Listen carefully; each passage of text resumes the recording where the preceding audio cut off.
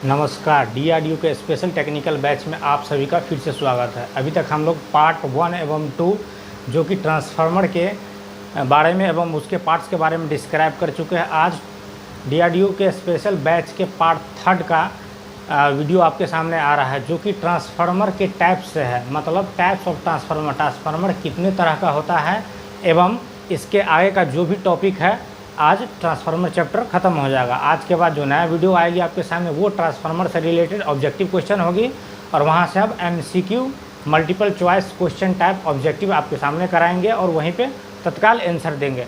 तो अभी तक अगर आप हमारे चैनल से नहीं जुड़े हैं तो जल्द से जल्द डिस्क्रिप्शन बॉक्स में दिए गए चैनल लिंक से जुड़े और अपनी तैयारी को मजबूत बनाएँ। तो चलिए आज चलते हैं टाइप्स ऑफ ट्रांसफार्मर पर। इससे पहले कि ट्रांसफार्मर के भाग में एक पार्ट छूट गया था जो कि बुशिंग है, उसको देख लेते हैं, फिर हम आपको सीधे लेकर चलते हैं टाइप्स ऑफ ट्रांसफार्मर पर।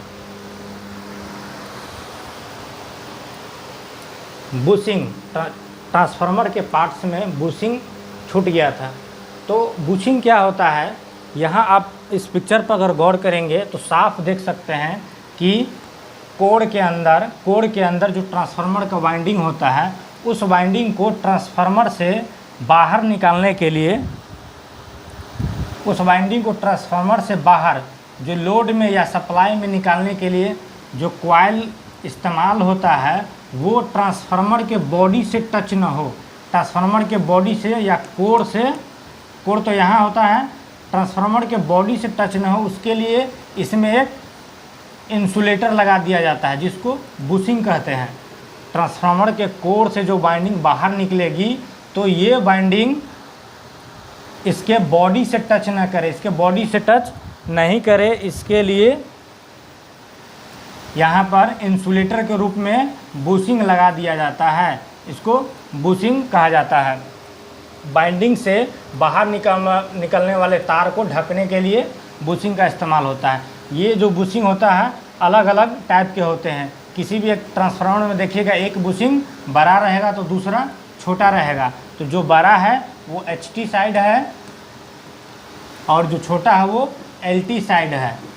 समझ में आ रहा है? अगर स्टेप डाउन ट्रांसफार्मर है तो बड़ा वाला क्या हो जाएगा, HT साइड, और छोटा वाला हो जाएगा LT साइज। इसमें अलग अलग साइज होता है। वोल्टेज के आधार पर इसके साइज का निर्धारण किया जाता है। तो आई होप आप बुशिंग समझ गए होंगे। बुशिंग क्या होता है? Types of transformer. तो ऐसे ट्रांसफार्मर तो कई प्रकार के होते हैं। आवश्यकता के अनुसार ट्रांसफार्मर कई तरह का होता है, लेकिन मेनली जिस आधार पर ट्रांसफार्मर होता है वो 4 से 5 टाइप्स है। उसको हम पढ़ेंगे जहां से आपको अधिक से अधिक क्वेश्चन टच करें और जो समझने की ज़रूरत है। सबसे पहला है टाइप्स ऑफ ट्रांसफार्मर में on the basis of transformation ratio. मतलब ट्रांसफॉर्मेशन रेशियो के आधार पर ट्रांसफार्मर का प्रकार, ट्रांसफॉर्मेशन रेशियो के आधार पर, ट्रांसफॉर्मेशन रेशियो। ट्रांसफॉर्मेशन रेशियो क्या होता है? ट्रांसफॉर्मेशन रेशियो सेकेंडरी वाइंडिंग में टर्न की संख्या बटा प्राइमरी वाइंडिंग में टर्न की संख्या को हम लोग क्या कहते हैं? ट्रांसफॉर्मेशन रेशियो कहते हैं। तो इसके आधार पर ट्रांसफार्मर 2 तरह का होता है। पहला है स्टेप अप ट्रांसफार्मर, दूसरा है स्टेप डाउन ट्रांसफार्मर। तो यहाँ पे थोड़ा सा समझने की बात यह है कि जो स्टेप अप ट्रांसफार्मर होता है उसका ट्रांसफॉर्मेशन रेशियो मोर देन 1 होता है, मोर देन 1 होता है। और जो स्टेप डाउन ट्रांसफार्मर होता है, स्टेप अप का क्या होगा, 1 से अधिक रहेगा और स्टेप डाउन ट्रांसफार्मर का 1 से कम रहेगा ट्रांसफॉर्मेशन रेशियो। ऐसा क्यों? क्योंकि ट्रांसफॉर्मेशन रेशियो बराबर क्या होता है, number of turn secondary winding में और number of turn primary winding में। तो सिंपल सी बात है कि अगर हम स्टेप अप ट्रांसफार्मर को समझते हैं, पहले स्टेप अप ट्रांसफार्मर को समझते हैं। स्टेप अप ट्रांसफार्मर वह ट्रांसफार्मर है जिसके प्राइमरी वाइंडिंग में नंबर ऑफ टर्न की अपेक्षा सेकेंडरी वाइंडिंग में नंबर ऑफ टर्न अधिक रखा जाता है। स्टेप अप ट्रांसफार्मर इसका इसीलिए बोलते हैं क्योंकि प्राइमरी वाइंडिंग में जितना नंबर ऑफ टर्न है उससे अधिक क्या है, सेकेंडरी वाइंडिंग में है। तभी ये क्या करेगा, वोल्टेज को स्टेप अप करेगा। स्टेप अप का मतलब वोल्टेज को बढ़ाना। स्टेप अप का मतलब वोल्टेज को बढ़ाना। तो चूँकि ट्रांसफार्मर में पर टर्न वोल्टेज रेशियो बराबर होता है, पर टर्न वोल्टेज रेशियो बराबर होता है। ट्रांसफार्मर के दोनों वाइंडिंग में प्रति टर्न वोल्टेज रेशियो बराबर है। कहने का मतलब ये है कि अगर इसके एक टर्न में 5 वोल्टेज है, अगर एक टर्न में 5 वोल्टेज है तो सेकेंडरी में भी एक टर्न में 5 वोल्टेज ही होगा। थोड़ा देर के लिए मान लीजिए कि इसमें नंबर ऑफ टर्न 10 है, n बराबर 10 है, और इसमें नंबर ऑफ टर्न 40 है, ठीक है। तो अगर प्राइमरी में हम 20 वोल्टेज अप्लाई करते हैं, प्राइमरी में अगर हम 20 वोल्टेज अप्लाई करते हैं तो नंबर ऑफ टर्न कितना है, 10 है। तो एक नंबर ऑफ टर्न में मतलब एक टर्न में कितना वोल्टेज घूमेगा, 2 वोल्टेज घूमेगा। घूमेगा क्यों नहीं घूमेगा, क्योंकि वोल्टेज प्रति टर्न, तो टोटल वोल्टेज 20 है, टर्न इसमें 10 है, तो 20 को 2 से भाग देंगे तो 2 वोल्टेज। एक टर्न में कितना वोल्टेज है, 2 वोल्टेज है। तो अगर इसके एक टर्न में 2 वोल्टेज है तो इसका भी एक टर्न में 2 वोल्टेज ही होगा। इस तरह से आउटपुट कितना मिलेगा हमको, आउटपुट कितना देगा ये ट्रांसफार्मर। अगर 40 टर्न है तो एक टर्न में 2 वोल्टेज, 40 दूना 80 वोल्टेज यहाँ से आउटपुट मिलेगा। हमने अप्लाई कितना किया था, 20 वोल्टेज, आउटपुट कितना मिल रहा है, 80 वोल्टेज। तो ये क्या करेगा, वोल्टेज को स्टेप अप कर रहा है। तो स्टेप अप ट्रांसफार्मर वह ट्रांसफार्मर है जो वोल्टेज को बढ़ा कर देता है, या जिसके प्राइमरी वाइंडिंग में नंबर ऑफ टर्न, कॉइल की संख्या सेकेंडरी की अपेक्षा कम होता है, ठीक है। तो यहाँ पे स्टेप अप ट्रांसफार्मर का ट्रांसफॉर्मेशन रेशियो 1 से अधिक इसलिए होता है क्योंकि सेकेंडरी में टर्न बटा प्राइमरी में टर्न, यही ना होता है ट्रांसफॉर्मेशन रेशियो। तो अब मान लीजिए इसमें सेकेंडरी में टर्न कितना है, 40, और प्राइमरी में कितना है, 10 है। तो इसको काटेंगे तो कितना हो गया, इसका ट्रांसफॉर्मेशन रेशियो 4 हो गया। तो 1 से अधिक हुआ ना, इसलिए ध्यान ये रखना है कि स्टेप अप ट्रांसफार्मर में ट्रांसफॉर्मेशन रेशियो मोर देन 1 होता है, 1 से हमेशा अधिक होगा, ठीक है। इसी ट्रांसफॉर्मेशन रेशियो के आधार पर ट्रांसफार्मर 2 तरह का है। तो अभी हम लोग समझ चुके हैं step up transformer. Next step down transformer, just इसका रिवर्स होगा। स्टेप डाउन ट्रांसफार्मर में क्या होगा, नंबर ऑफ टर्न प्राइमरी में अधिक होगा नंबर ऑफ टर्न सेकेंडरी की अपेक्षा, और स्टेप डाउन ट्रांसफार्मर में क्या करेगा, वोल्टेज को घटाएगा। जितना इसमें इनपुट वोल्टेज देंगे उससे वोल्टेज को कम करके देगा, इसीलिए इसका नाम है स्टेप डाउन ट्रांसफार्मर। हमने कहा था कि ट्रांसफार्मर का एकमात्र काम या तो वो वोल्टेज को बढ़ा सकता है या वोल्टेज को घटा सकता है, इसके अलावा ट्रांसफार्मर का कोई काम नहीं है। लेकिन करंट पर क्यों असर पड़ता है, अगर ट्रांसफार्मर वोल्टेज को बढ़ाता है तो करंट क्यों घट जाता है, अगर करंट को बढ़ाता है तो वोल्टेज क्यों घट जाता है। अभी हमने कहा कि ट्रांसफार्मर का एकमात्र काम वोल्टेज को बढ़ाना घटाना है, तो फिर करंट पर असर क्यों पड़ता है। इस बात को समझने के लिए हम आपको एक एग्जांपल देते हैं कि ट्रांसफार्मर का परिभाषा बताते समय हमने बताया था कि ट्रांसफार्मर वह स्थिर युक्ति है जो पावर एवं फ्रीक्वेंसी को नहीं बदलती है, पावर एवं फ्रीक्वेंसी को नहीं बदलती है, पावर और फ्रीक्वेंसी इसमें नहीं बदलेगा। जितना प्राइमरी वाइंडिंग में पावर और फ्रीक्वेंसी होगा उतना ही सेकेंडरी वाइंडिंग में भी पावर और फ्रीक्वेंसी रहेगा। समझ में आ गया। तो दोनों में क्या है, पावर कांस्टेंट आ गया। अब मान लीजिए थोड़ा देर के लिए कि इसमें नंबर ऑफ टर्न, चूँकि स्टेप डाउन ट्रांसफार्मर है तो इसमें अधिक रखेंगे, इसमें कम। अगर इसमें मान लीजिए नंबर ऑफ टर्न 100 है, ठीक है, और इसमें नंबर ऑफ टर्न 25 है।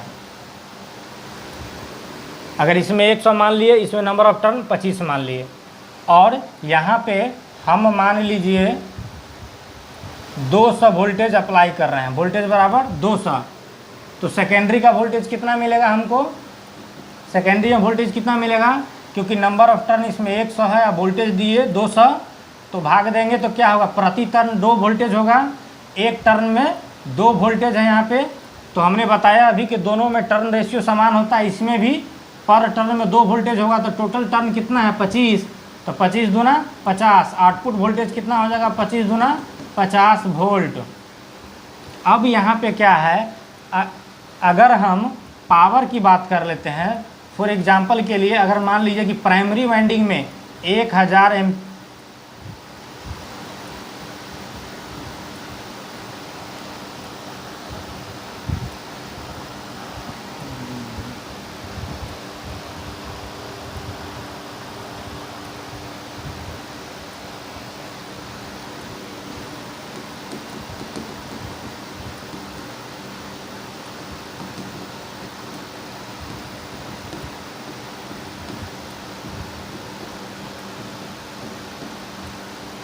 थोड़ा देर के लिए अगर मान लेते हैं कि प्राइमरी वाइंडिंग में 5 एम्पियर करंट बह रहा था, सॉरी प्राइमरी वाइंडिंग में जो पावर बह रही है इसके अंदर अगर मान लीजिए कि 1000 वाट पावर है, ठीक है, मान लीजिए कि प्राइमरी वाइंडिंग में 1000 वाट पावर है, तो सेकेंडरी वाइंडिंग में भी क्या होगा, पावर कितना रहेगा, 1000 वाट ही होगा, क्योंकि पावर और फ्रीक्वेंसी नहीं बदलता है, पावर और फ्रीक्वेंसी नहीं बदलता है, ये दोनों वाइंडिंग का सेम रहेगा। तो अगर मान लीजिए कि इसमें 200 वोल्टेज जा रहा है और 1000 वाट इसको पावर लेना है, तो कितना एम्पियर करंट बहेगा, आई बराबर क्या होता है, पी बट्टा भी होता है ना, पावर बट्टा वोल्टेज। तो 1000 को अगर हम भाग देंगे 200 से तो कितना एम्पियर करंट बहेगा, 5 एम्पियर। इसमें बहने वाली करंट कितना हो गया, 5 एम्पियर प्राइमरी में बहने वाली करंट। इसी प्रकार से सेकेंडरी में बहने वाली करंट कितना हो जाएगा, इसमें भी पावर को भाग देंगे वोल्टेज से, तो यहाँ पे क्या हो जाएगा 20 एम्पियर। तो यहाँ पे हम क्या देख रहे हैं, प्राइमरी वाइंडिंग में बहने वाली करंट 5 एम्पियर है, सेकेंडरी में बहने वाली करंट 20 एम्पियर है, लगभग 4 गुना। तो ऐसा क्यों हुआ, देख लीजिए कि इसमें अगर करंट कम है प्राइमरी में तो सेकेंडरी में 4 गुना हो गया, और अगर प्राइमरी में वोल्टेज अधिक है तो सेकेंडरी में वोल्टेज कम हो गया। ऐसा इसलिए होता है क्योंकि पावर को कांस्टेंट रखा जाता है। तो ट्रांसफार्मर में कभी भी अगर वोल्टेज बढ़ेगा तो करंट घट जाएगा। यहाँ आप देख सकते हैं प्राइमरी और सेकेंडरी में, यहाँ वोल्टेज बढ़ गया, यहाँ 50 था यहाँ 100 है, वोल्टेज बढ़ गया तो करंट क्या हो गया, घट गया। इसमें 5 है, इसमें 20 है। ऐसा इसीलिए होता है क्योंकि पावर कांस्टेंट रखा जाता है, ठीक है। आई होप आप स्टेप अप एवं स्टेप डाउन ट्रांसफार्मर समझ चुके हैं, जो वोल्टेज के आधार पे है, सॉरी ट्रांसफॉर्मेशन रेशियो के आधार पे है। नेक्स्ट टाइप्स देखते हैं, on the basis of phase, phase के आधार पर ट्रांसफार्मर। तो फेज के आधार पर ट्रांसफार्मर 2 टाइप्स का होता है, सिंगल फेज ट्रांसफार्मर और 3 फेज ट्रांसफार्मर।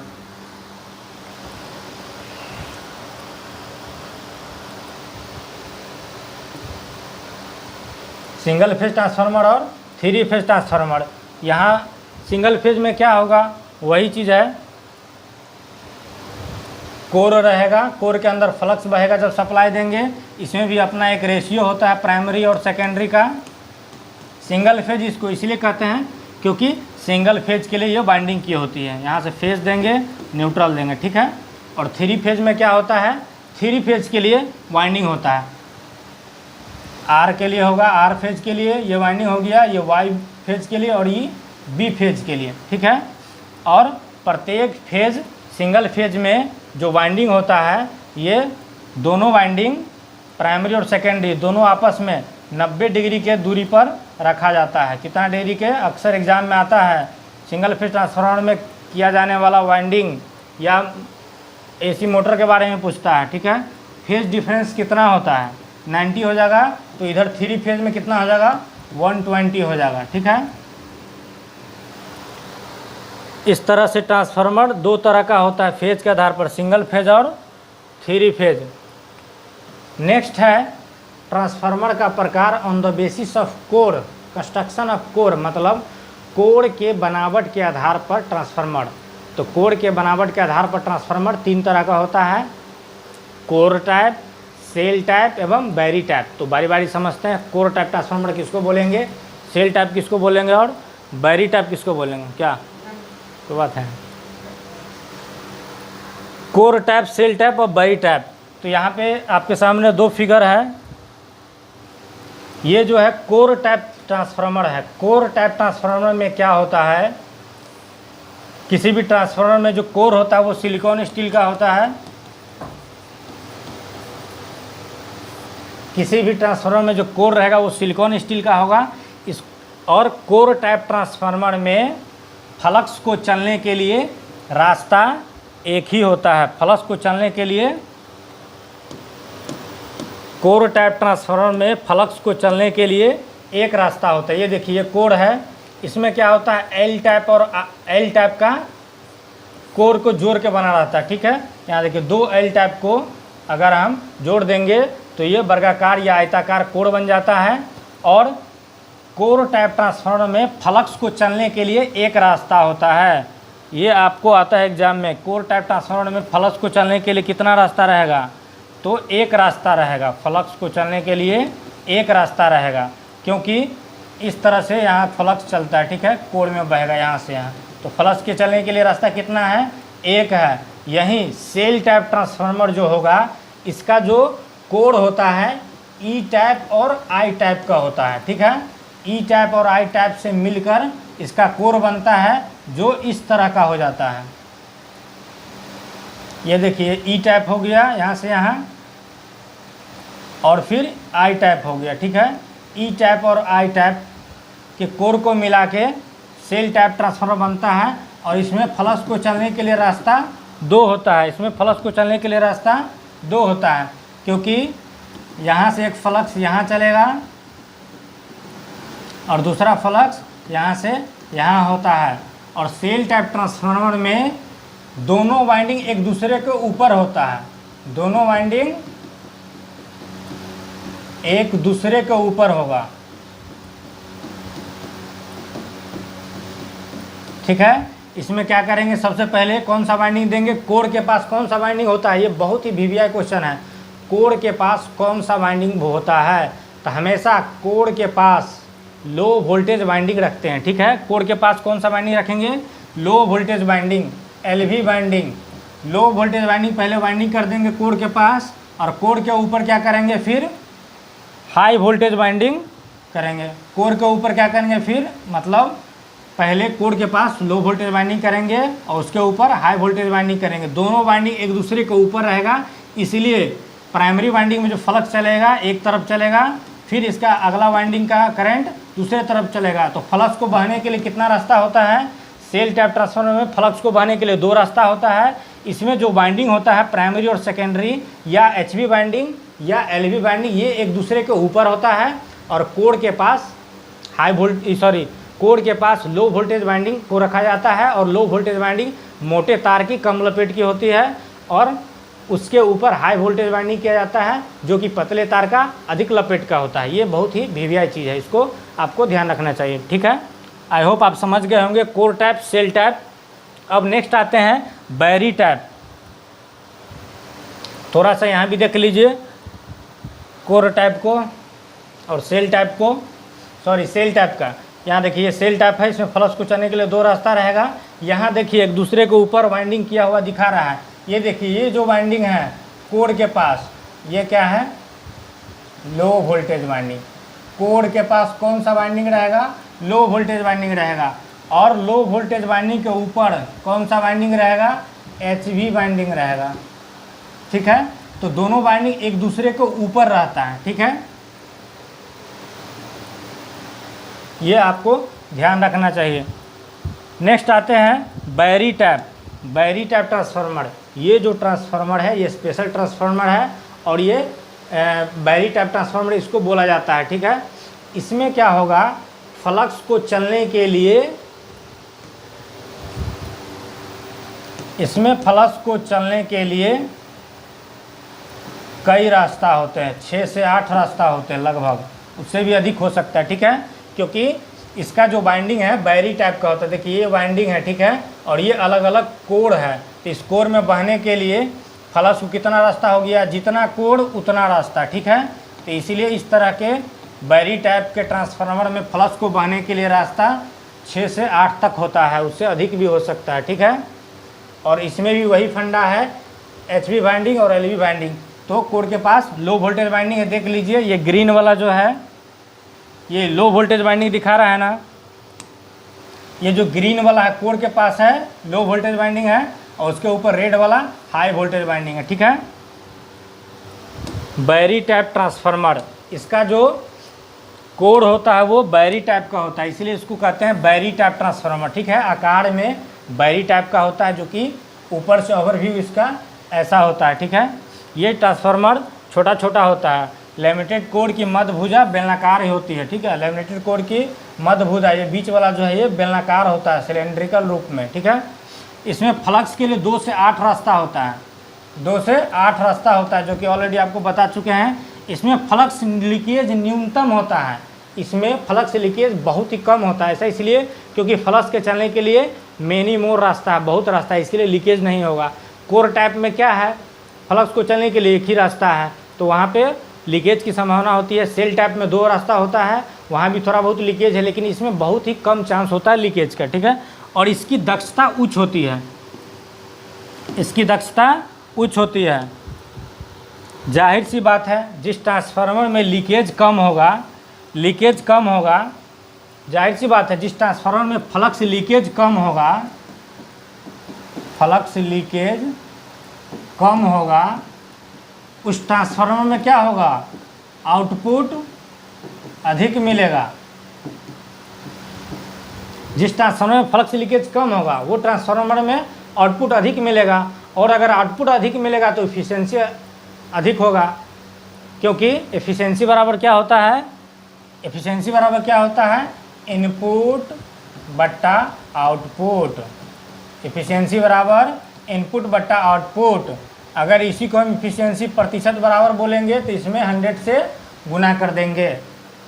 दक्षता का मतलब हुआ, किसी भी ट्रांसफार्मर की दक्षता का अर्थ है कि ट्रांसफार्मर के वाइंडिंग में जो हम पावर अप्लाई कर रहे हैं या वोल्टेज जितना दे रहे हैं, एनर्जी जो हम दे रहे हैं, वो सेकेंडरी में कितना आउटपुट एनर्जी हमको मिल रहा है। ठीक है, तो ट्रांसफार्मर में कोर में लॉस होता है, बाइंडिंग में लॉस होता है, 2 तरह का लॉस होता है। तो जितना हम इनपुट कराएंगे इलेक्ट्रिकल एनर्जी, उतना सेकेंडरी वाइंडिंग में संभव है, उतना तो नहीं मिलेगा, क्योंकि कुछ लॉस होता है तो कम हो जाता है।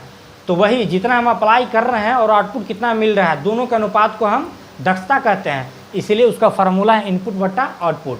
ठीक है, तो चूँकि ट्रांसफार्मर में लॉस बहुत ही कम होता है, इसलिए किसी भी ट्रांसफार्मर की दक्षता उच्च होती है, मतलब 95 से 98% तक दक्षता होता है, और बैरी टाइप का और अधिक उच्च होता है सभी में। ठीक है, आई होप आप समझ गए होंगे। नेक्स्ट, अगर आप ITI कर रहे हो या ITI के बाद जॉब की तैयारी कर रहे हैं, तो जल्द से जल्द डिस्क्रिप्शन बॉक्स में दिया हुआ हमारे चैनल लिंक को सब्सक्राइब करें, एवं टेलीग्राम पर प्रतिदिन होने वाले टेक्निकल क्विज का जो क्वेश्चन कराया जाता है, उस क्विज में भागने के लिए हमारे चैनल से जुड़े। इसके अलावा इंस्टाग्राम, फेसबुक इत्यादि पर हमारे पेज को लाइक, शेयर एवं फॉलो करके आप अपने तैयारी में पंख लगा सकते हैं। तो मिलते हैं फिर नेक्स्ट वीडियो में नई जानकारी के साथ, तब तक के लिए जय हिंद।